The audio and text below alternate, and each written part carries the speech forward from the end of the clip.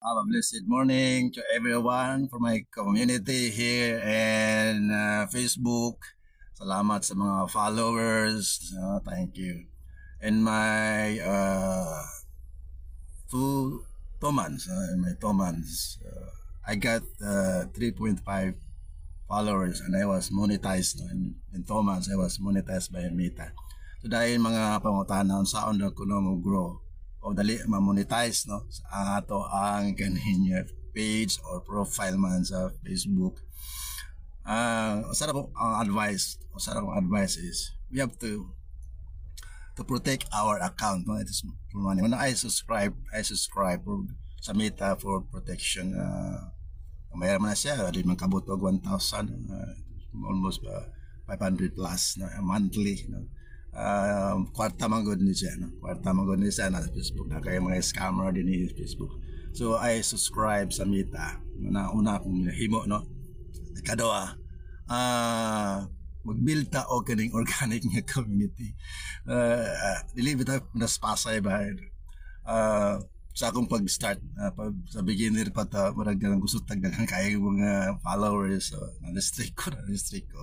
Na-restrict po 24 hours. The last I was restricted na abot siya 1 week. So, napiktado ang kaning itawag regular na activities sa ang kaning joker sa ang kaning account. No? I use the profile. So,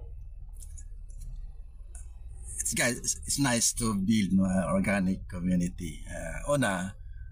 Just upload lang no mga itawag ko quality videos no.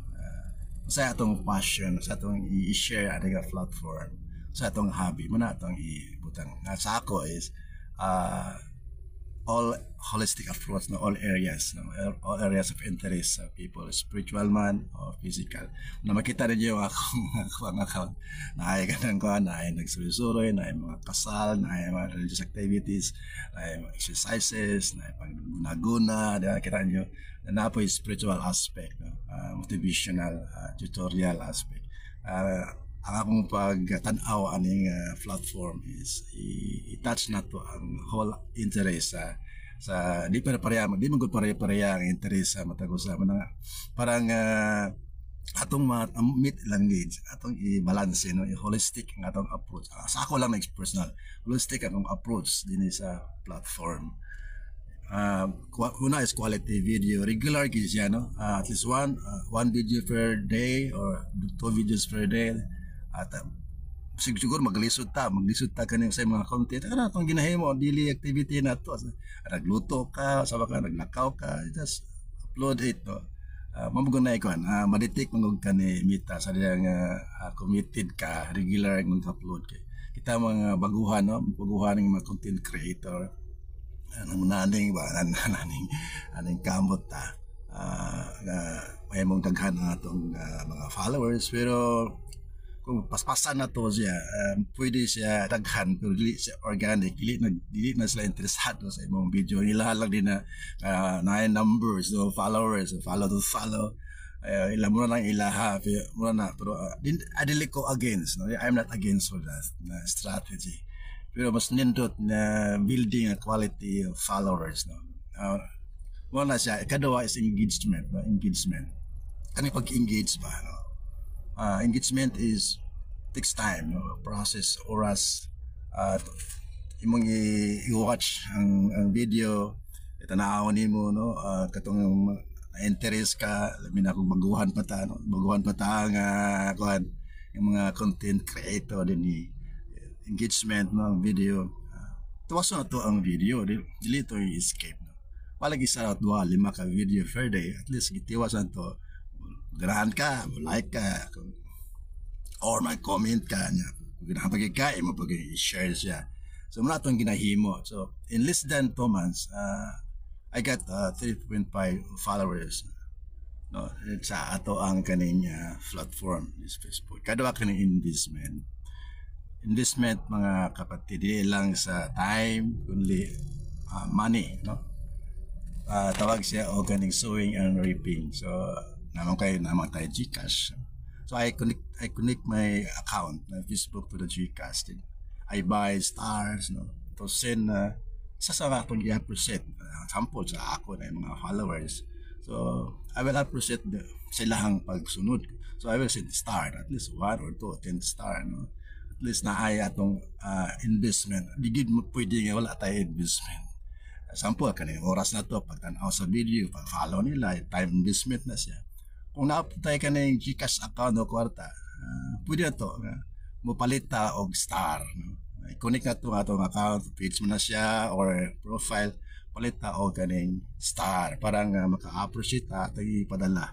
Isa na siyang way of engagement. Interesado ka.